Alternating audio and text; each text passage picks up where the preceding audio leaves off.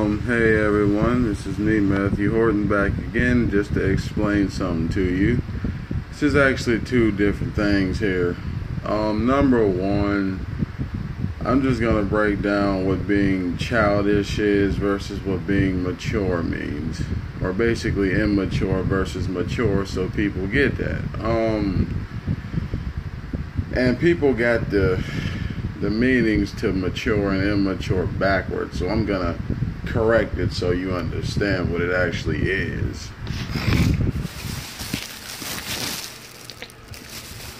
Here's the true definition of maturity. Maturity has a lot to do with doing what you want to do without worrying about how somebody else feels about it. Let me repeat that again. Maturity means doing you without worrying about how someone feels about it. If you have to ask if you're mature, you're not mature. If you're constantly worrying about what someone else thinks about you, you're not mature. You're very self-conscious. Immaturity means you're always trying to prove stuff to other people. You're trying to live the way someone else wants you to live. You're trying to do things that make other people happy. You're always trying to get someone else's approval about your life instead of just living it the way you want to live it. Maturity, immaturity, to be childish is not immature. It depends on how you handle that. Because here's the thing. When you're immature, you do everything as a child. When you're mature, you can still have fun and you know how to take care of your business. Seeing someone who's like 20 or 30 that plays video games, that's not immature. That's just how they handle, stress and stuff.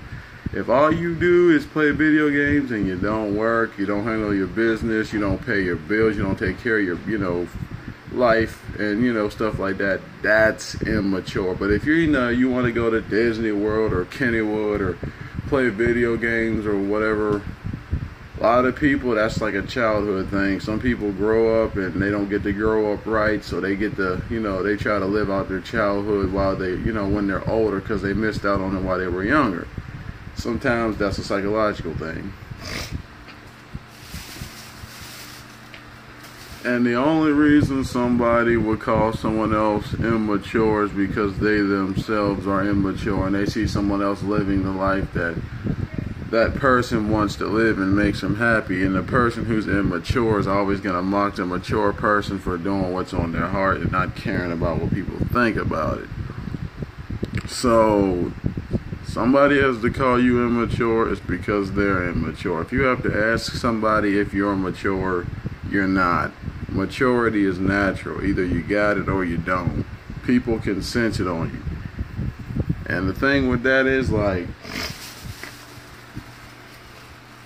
the biggest problem people in this world got, everyone, humans, me, everyone, but in general, having that ability to do you without worrying about how someone else feels about it. For a lot of people, that takes time to do, because you're so busy trying to figure yourself out, trying to get your life right, that a lot of the time you don't always think about that, because you're so busy trying to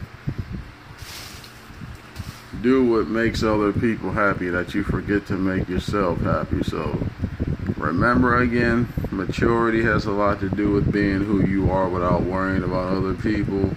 Immaturity is constantly trying to please other people instead of just being who you are as a person.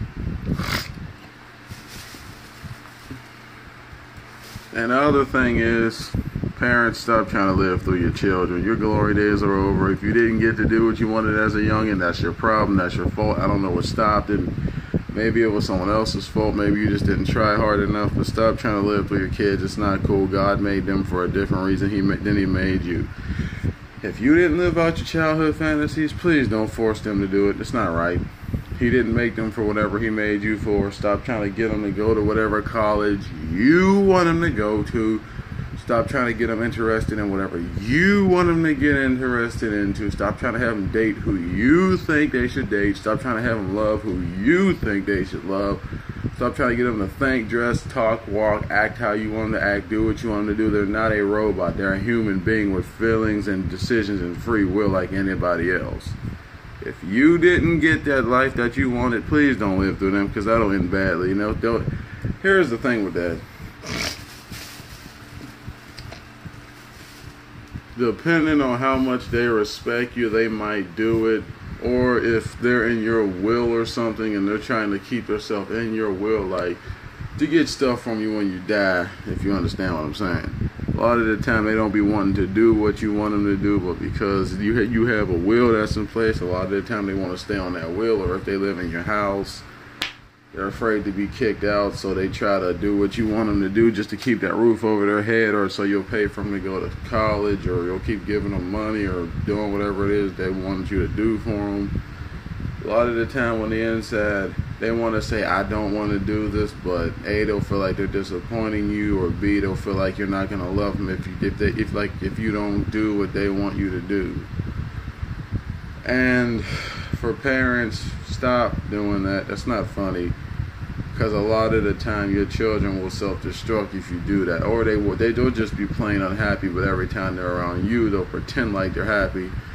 Then eventually the truth will come out that, oh, I didn't ever want to do this. Why did you force me into it? I didn't have no mindset to get this done. But well, and then the parents sometimes be like, oh, I didn't force you to do it. You wanted to. And you're like, no, I didn't want to. I was trying to please you instead of making myself happy. And then you got the sibling rivalry thing where, oh, oh, it wasn't so-and-so is doing this, so-and-so is doing that. Parents, stop that. No. That favoritism stuff gotta stop. All your children came from you. Some are gonna succeed at their own time. Some are gonna fail a lot. Stop having favoritism. That's gonna make your children either hate each other or dislike you, or dislike themselves and you. Stop doing that. Living through them, all that. That's not cool. Too much pressure, especially in this generation. It's too much pressure just to try to stay alive every day. Why you want to pressure them into doing what you want to, I don't know, but it's not a good idea.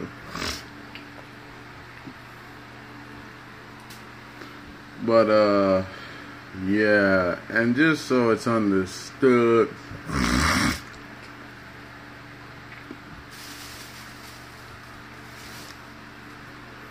parents, if you think that your child is not happy in the life that they have because you forced them into it, don't be mad when they decide to leave it, or they purposely get out of it because they don't want nothing to do with it.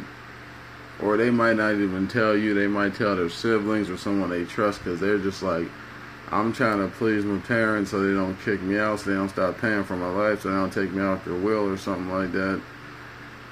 And it's either the parents did make it to that spotlight and they're now too old to live it, so now they want their child to live it, plus they can get some shine and some glory out of it so they can feel like they mean something or they're worth something again. Not a good idea, man, because you will make your children resent you. But anyway, I'm out.